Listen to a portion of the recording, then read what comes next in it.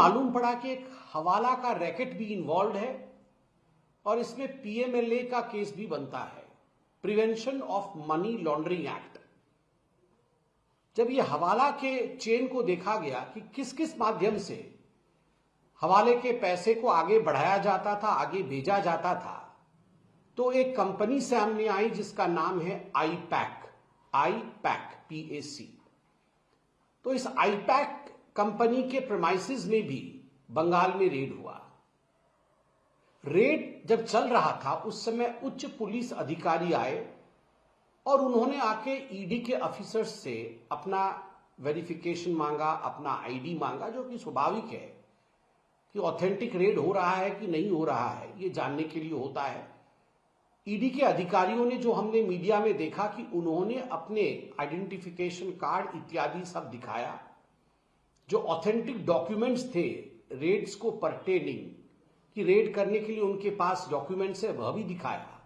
और उसके बाद पीसफुली रेड चल रहा था कि अचानक ममता बनर्जी बंगाल पुलिस के साथ वहां पहुंच गई आईपैक के ऑफिस में, और खुद सबको धक्का देते हुए आईपैक के ऑफिस के प्रांगण के अंदर जहां रेड चल रहा था वहां वो स्वयं घुसी और उसके बाद वहां से फिजिकल डॉक्यूमेंट्स, कागज इत्यादि, इलेक्ट्रॉनिक एविडेंस जैसे पेन ड्राइव, लैपटॉप इत्यादि और भी कई तरह के एविडेंसेस को उन्होंने अपने साथ ले लिया।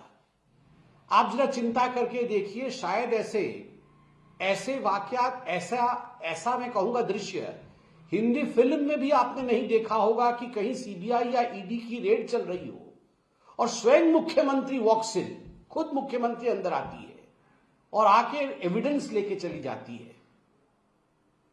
प्रतीक जैन नामक व्यक्ति, जिसको आईपैक का सारा आइडिया है, जो आईपैक चलाता है, आईपैक के प्रीमाइसिस में रेड होता है और आईपैक के प्रतीक जैन जी के घर में रेड होता है, और दोनों ही जगह ममता बनर्जी व्यवधान करती है, इलेक्ट्रॉनिक और फिजिकल एविडेंस चुराती है और वहां से ले जाती है। बंगाल की पुलिस का इस्तेमाल करती है, प्रयोग करती है अपने मंशा को अंजाम देने के लिए। यह दिखाता है कि ममता हैज लॉट टू हाइड। ममता जी के पास ऐसे कई राज हैं जिनका वो खुलासा नहीं होने देना चाहती है। याद करिए, ममता बनर्जी जी के ही एक मंत्री, उनके कैबिनेट के ही कलीग, उनके ही एमएलए मदन मित्रा ने विगत वर्ष 2025 में कहा था कि ये पैक वाले, जो आईपैक को वो पैक वाला कहते थे, कि ये जो पैक वाले हैं ये बड़े भ्रष्ट हैं, यही हमें बर्बाद करके मानेंगे। खुद उनके नेताओं ने आईपैक वालों को भ्रष्ट कहा था। और जब आईपैक के दफ्तर पे और आईपैक के प्रतीक जैन के घर पे रेड होती है तो ममता बनर्जी एविडेंसेस को चुराने के लिए, साक्ष्य को चुराने के लिए खुद आ जाती है और दबंगई के साथ साक्ष्य चुरा के ले जाती है। यह अपने आप में मुझे लगता है बहुत ही शर्मनाक और बहुत ही दुखद विषय है। Is Bengal outside of the purview of the law in India? क्या बंगाल को ममता बनर्जी ने ऐसा बना दिया है कि वो भारत के कानून के बाहर कोई क्षेत्र है?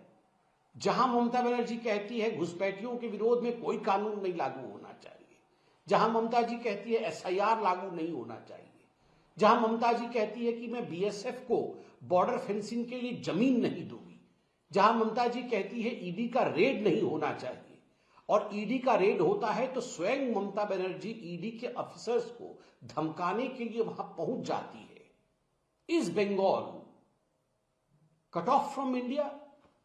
क्या बंगाल को भारत से काटने की कोशिश ममता बनर्जी कर रही है? यह सवाल बहुत जायज है और आज प्रत्येक बंगाली को, प्रत्येक हिंदुस्तानी को यह सोचना चाहिए कि आखिरकार ये जो माफिया राज चल रहा है, ये जो दबंगई का राज चल रहा है बंगाल के अंदर, जहां भ्रष्टाचार को बचाने के लिए स्वयं मुख्यमंत्री उतर के आ रही है, ये कब तक चलेगा?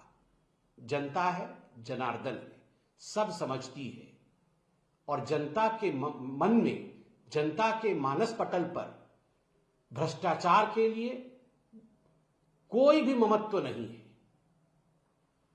The public does not have any sympathy for corruption and those who support corruption.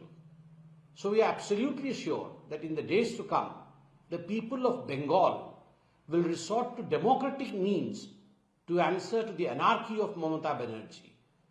हम पूरी तरह से इस बात से वाकिफ हैं कि आने वाले दिनों में लोकतांत्रिक तरीके से बंगाल की जनता ममता बनर्जी का ये जो अराजक तरीका है राज करने का, उसके खिलाफ उठकर खड़ी होगी और ममता जी के खिलाफ जवाब भी देगी.